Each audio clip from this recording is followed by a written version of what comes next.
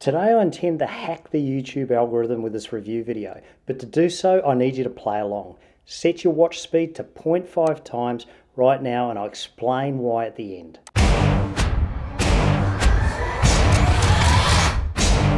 So around this time last year I bought the Lava Me carbon fibre guitar and I did an initial unboxing and initial impressions review at the time. You can check it out up there. Look, because of its honesty, its brutal honesty, it became my second most popular video on the channel so far. Well, I've been using this guitar on and off fairly regularly for the last 12 months, so what do I really think of it now that I've had some real practice with it?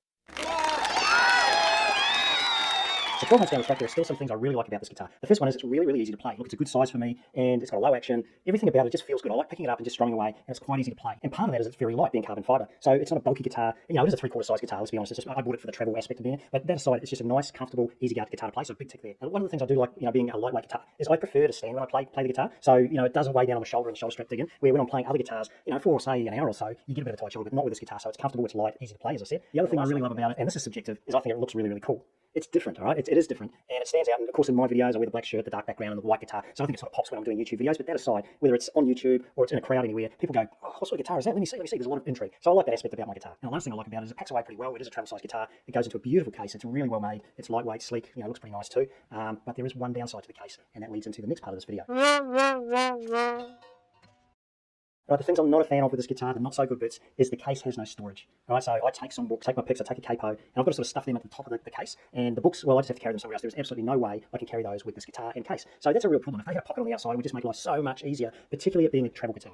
Now, the number one thing I'm not a fan of, and it's a big, big deal for many guitar players, is the sound. It's just not a rich sound, okay? It works okay, but, honestly, it's not the best sounding guitar out there. Now, it does sound better when you're plugged in or, you've got it sort of through headphones, but when you're just playing it like a standard acoustic guitar in an open room or at a campfire like I do, it doesn't really sing out and it doesn't have that rich tone about it. Look, I'll show you some examples of me playing it in a few tunes at the end of the video, but the bottom line is I'm not a fan of the sound, and this being a musical instrument, to me, that's a big deal.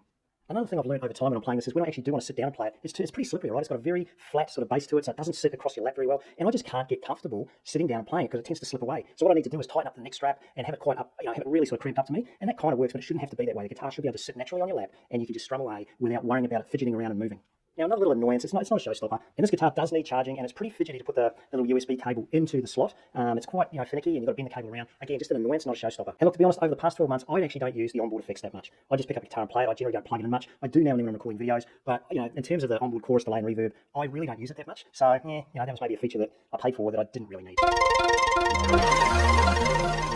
So to summarise my impressions after owning this guitar and using it a lot for 12 months, am I happy with it? Well, let's start with value for money, all right? I just looked this up on Amazon the other day. The Lava Me 2, which is the one I have, that's $1,099 Australian. The Lava Me 3, the latest version, of course, is $1,829 Australian. That's a lot of money, right? And the markup from the Lava 2 to the Lava 3 is quite a lot. It's $730. But for that, you do get loads of additional onboard features. You get that charging docking station / stand, pretty cool. You get that touchscreen control, you get a metronome, a looper, a recorder, heaps of effects, and you get to practice that with real-time feedback. So, there's a few sort of, features there that, are they worth $730 additional dollars? Well, only you can make up your mind there. So for me, the verdict 1 year later, I'm happy with this guitar, but I'm not blown away by it. My opinion from my earlier review that I did a year ago still holds true today. Now, if I was to give it this concept called a Net Promoter Score, would you recommend this to anybody on a scale of 1 to 10? I'd give this guitar a 7, which doesn't quite cut it from a Net Promoter Score perspective. So what that really means is, yeah, it's okay, but it's not a hell yeah, I love this guitar. So if it's a rich guitar sound that you're after, that's your number one criteria, I'd recommend you go elsewhere. But if all these other features are things that you put a high value on, then maybe this is the guitar for you. But it's not a cheap guitar. I've got the Lava Me 2, which is, around that $1,100. The Lava Me 3 is pretty expensive. $1,800 buys you a lot of guitar from a lot of credentialed manufacturers out there. And Lava Me 3 are pitching themselves to compete against them. If sound is your number one thing, they don't cut it. So I do think these guitars are a great option for young kids starting out. Of course,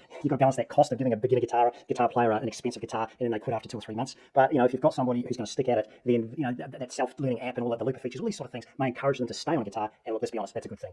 Hey folks, if this sort of music is your thing on guitar, then you'll definitely want to check out my new Songbook. It features the best songs from all of my YouTube tutorials in the first year. All of them sound great around a campfire, so check out the link in the description below, and you will have an instant song repertoire.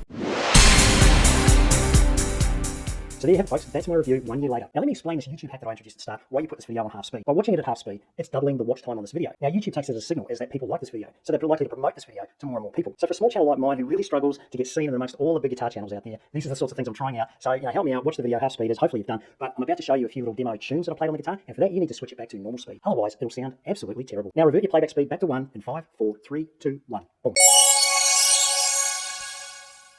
Hey folks, thanks for watching. I hope you got some value out of this. If you want to stick around, there's a few little tunes I played from some of my guitar tutorials using this Lava carbon fibre guitar. And once again, thanks for watching. We'll see you again next week.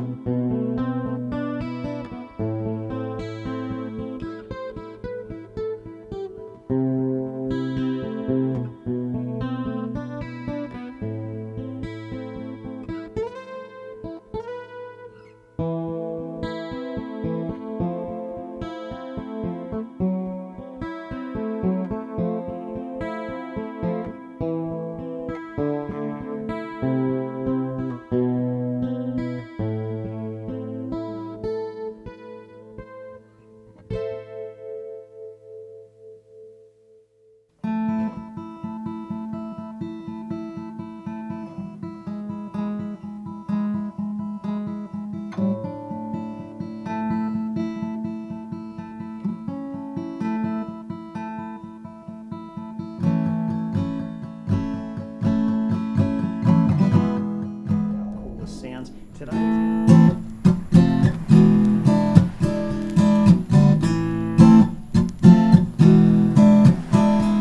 Havana, ooh, na, na.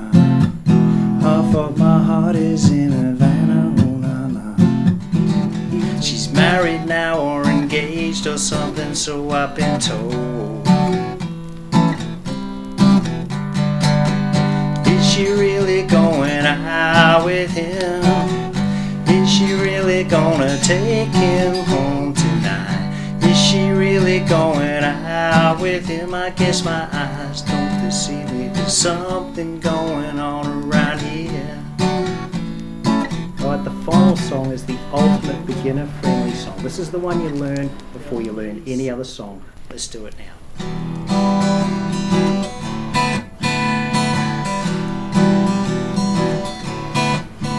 On the first part of the journey, I was looking at all the life. See, I've been through the desert on a horse with no name. It felt good to be out of the rain. Now, if you want to see more of these songs, I'm going to be doing lessons on them in the next few weeks. But if you really want to know the ultimate song countdown, then you definitely got to check out this one here, my definitive list of the top 10 Campfire guitar songs of all time, starting with song number 10.